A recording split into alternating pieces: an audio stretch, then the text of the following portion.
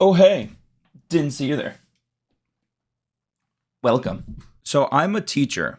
And if you've been a teacher for more than 4 years, you'd know about how hard it was to teach during COVID and the online teaching through webcams and trying to find the right things to present to the kids that are still appropriate but will keep engaging. Well, today I'm going to show you how to leverage Canva AI in order to not only create an interactive quiz that you can show to your students so that they can practice math tools, but also how to record yourself so that if you are feeling sick and you need to take a sick day, you can actually record yourself going through and showing your students how to do this. So that if there is a sick day, they can still be learning, they can still be practicing. So let's jump in.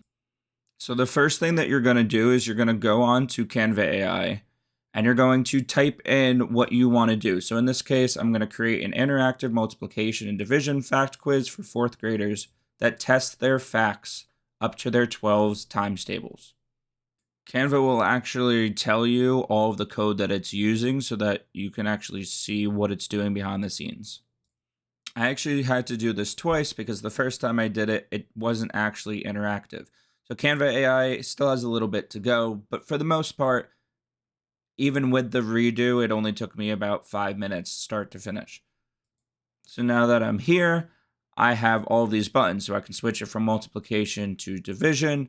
I can switch it from hard facts to easy facts, and anything that I don't like, I can actually change on the fly. So I can tell Canva AI to change whatever I don't like, and it'll open up a presentation brand new so that now I can interact with it.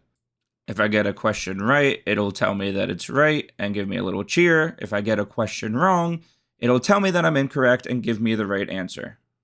So now what you're going to do, for some reason, Canva won't let you go and record it straight from here. It just won't work with the Canva AI interactive. But what you can do is you can go and make this full screen and use something like Screencastify, or if you're more tech involved, what I use is OBS. And that will allow you to record your screen and your voice at the same time. Because for some reason, like I'm showing here, it just will not work. For some reason, it doesn't register that what you created is a presentation. As you can see on the bottom left, there's just a blank presentation box, so it doesn't even know that it's there for some reason. So hopefully they can fix that in the future.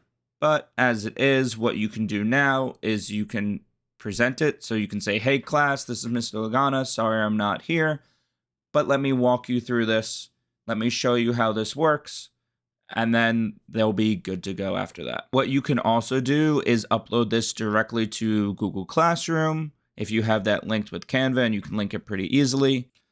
You can also just copy the link if you're just sending it to one student. That way, though, they'll be able to change it directly from here. So you might want to tell them just to make a copy in that case. You can also download this as a PowerPoint.